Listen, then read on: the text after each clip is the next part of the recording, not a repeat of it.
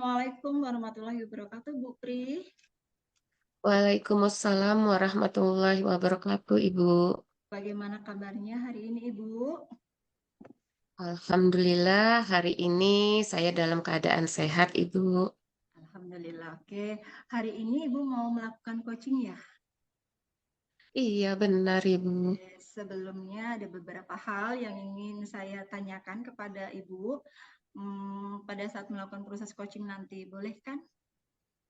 Boleh, Ibu. Oke, jadi begini Bu ya, saya akan mendiskusikan tentang rubrik penilaian kita nanti pada saat Ibu melakukan coaching hari ini. Nah, coach dan coachee akan saya amati dan nilai sesuai rubrik yang ada. Seperti misalnya, apakah coaching yang Ibu lakukan itu sudah sesuai dengan alur Tirta atau belum? Dan apakah sudah mengajukan pertanyaan berbobot sesuai kata kunci yang disampaikan oleh si coach, serta jawaban yang disampaikan oleh si coach apakah sudah sesuai dengan pertanyaan yang Ibu Pri sampaikan. Nah, nanti jangan lupa juga disesuaikan dengan prinsip coaching, yaitu kemitraan, proses kreatif, dan memaksimalkan potensi.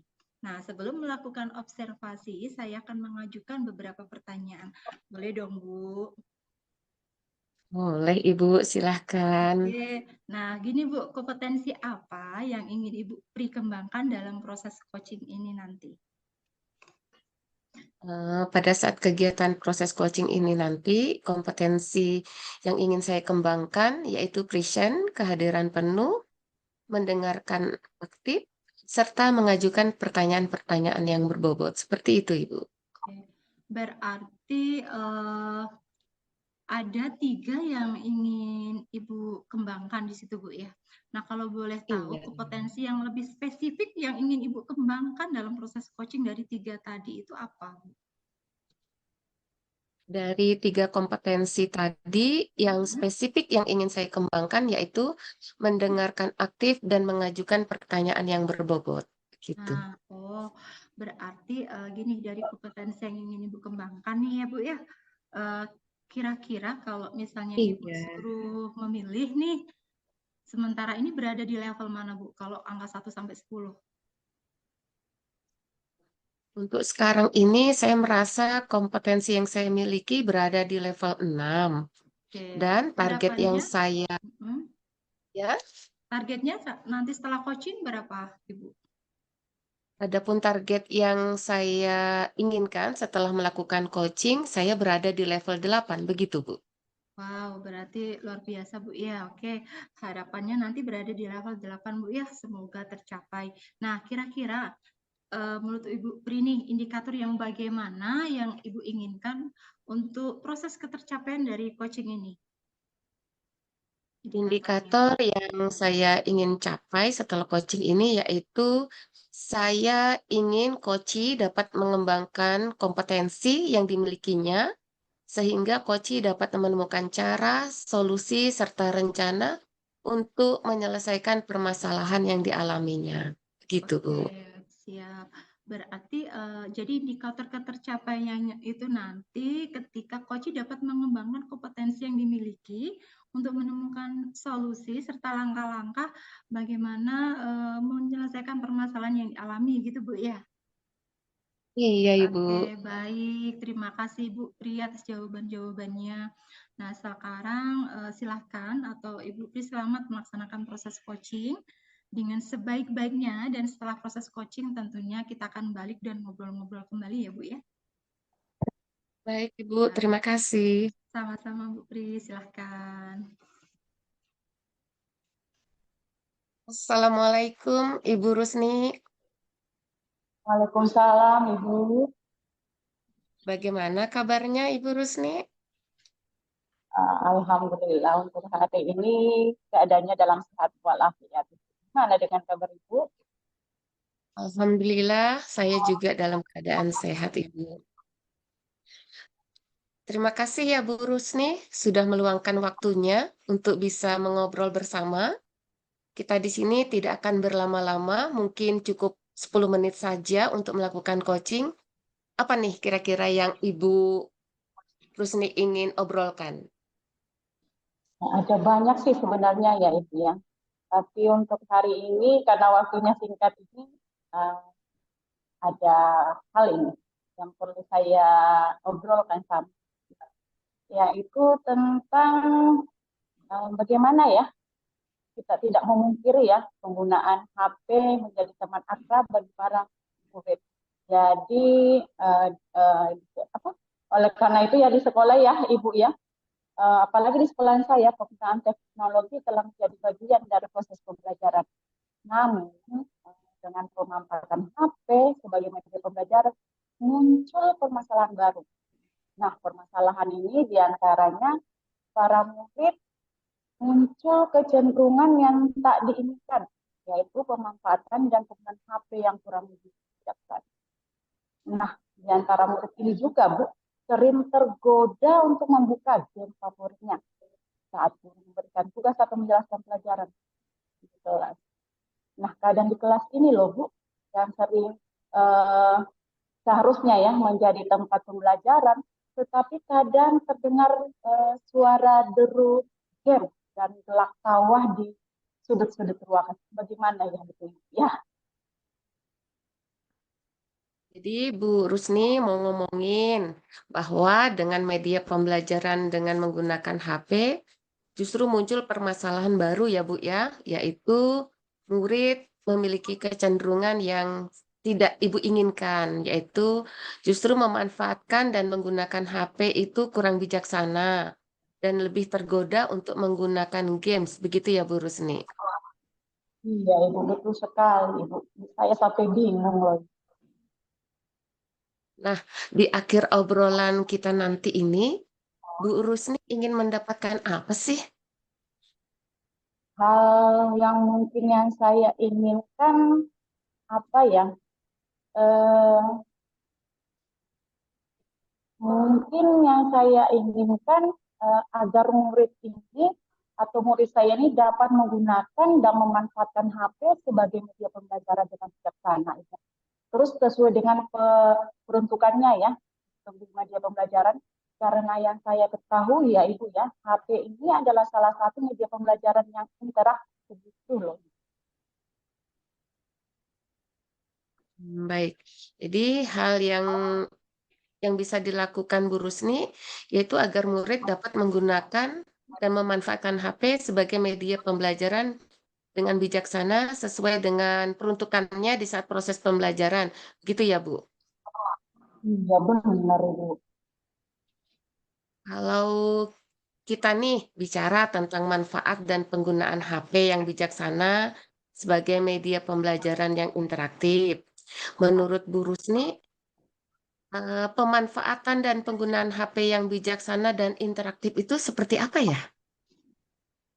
Nah, kalau yang bijaksana itu kalau menurut saya ya Ibu ya, yaitu tentunya murid dilibatkan ya, melibatkan kesadaran dan tanggung jawab dalam memanfaatkan teknologi. Dalam hal ini seperti HP hanya digunakan saat proses belajar, bekerja, ataupun berkomunikasi. Nah, kalau interaktif berarti murid bisa melakukan pembelajaran literasi digital, diskusi terbuka, menggunakan HP sebagai alat untuk memecahkan masalah dan menjawab pertanyaan. Bukan hanya sebagai alat hiburan sepertinya begitu ya Ibu ya, kalau pemikiran saya. Jadi menurut Bu Rusni bahwa pemanfaatan dan penggunaan HP yang bijaksana dan interaktif itu murid harus melibatkan kesadaran dan tanggung jawab dalam memanfaatkan teknologi. Kemudian murid bisa melakukan pembelajaran literasi digital, diskusi terbuka, gitu ya Bu ya. Menurut Bu Rusni nih, di dalam proses pembelajaran di kelas, saat menggunakan HP sebagai media pembelajaran, apakah murid sudah menyadari penggunaan dan pemanfaatan HP? Nah, kalau dari beberapa siswa sih ya Ibu ya, mungkin sudah menyadari ya dan melakukan penggunaan dan pemanfaatan HP ini dalam mendukung pembelajaran. Tetapi ada yang lain yang mungkin yang masih membutuhkan bimbingan dan pemahaman lebih lanjut. Ya seperti itu. Baik, Ibu. Lalu apa nih yang akan Ibu Rusni lakukan agar siswa yang masih belum mengoptimalkan pemanfaatan HP di dalam mendukung pembelajaran di kelas? Apa nih yang akan Ibu lakukan nanti? Mungkin yang dapat saya lakukan yaitu mengadakan sesi edukasi ya, mengenai cara mengoptimalkan penggunaan HP, memahami aturan dan pedoman penggunaan HP di dalam kelas sebagai media alat pembelajaran serta pemanfaatan HP dalam mendukung pembelajaran. Terus saya mungkin juga akan memberikan proyek atau tugas yang memanfaatkan teknologi untuk meningkatkan partisipasi siswa serta melakukan pemantauan terhadap penggunaan HP siswa selama pembelajaran. Apa lagi nih yang bisa Ibu Rusni lakukan? Selain itu, apalagi ya?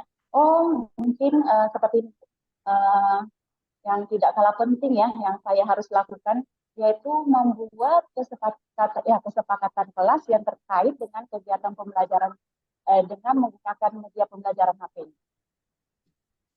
Seperti itu. Dari hal-hal yang Ibu lakukan agar penggunaan dan pemanfaatan HP lebih optimal tersebut, kapan nih Ibu akan melaksanakan hal tersebut kepada siswa? Nah, kapannya ini ya, kapan ya bisanya? Mungkin sih secepatnya ya itu ya, di pertemuan selanjutnya ini akan segera saya lakukan. Maksudnya sih agar HP sebagai media pendukung pembelajaran ini benar-benar berjalan dengan baik di kegiatan pembelajaran berikut.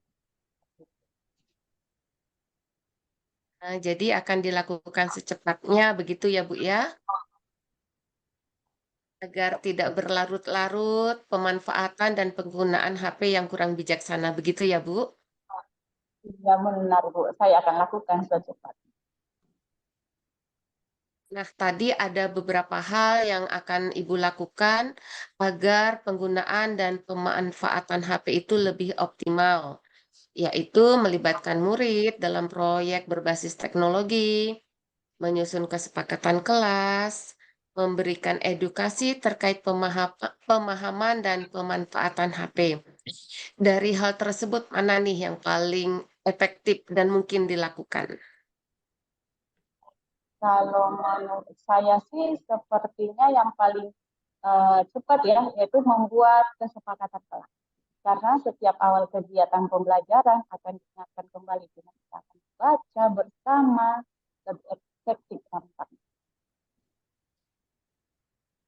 Baik, Ibu. Lalu bagaimana Bu Rusni dapat mengukur keberhasilan untuk menilai bahwa langkah yang Ibu ambil itu, yaitu kesepakatan kelas, adalah hal yang paling benar? Saya mengukur keberhasilan langkah yang diambil itu dengan melakukan evaluasi, apakah sudah tak ada lagi murid yang menggunakan HP untuk bermain game, atau apakah murid hanya menggunakan HP sebagai media pembelajaran, apakah dengan media pembelajaran HP kemampuan siswa ini meningkat. Selain itu, saya melibatkan feedback dari murid untuk menilai tingkat kepuasan dan pemahaman mereka terhadap langkah yang diambil seperti itu kira-kira itu. Tidak terasa ya Bu Rusni, sepertinya obrolan kita ini sudah di penghujung waktu. Nah, dari obrolan kita ini, apa yang dapat Ibu ambil dari sesi diskusi kita ini?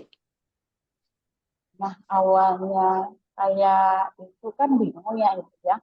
Hal dan langkah apa sih yang harus diambil jika mengalami permasalahan dalam penggunaan HP yang kurang bijaksana ya dari murid saat proses pembelajaran.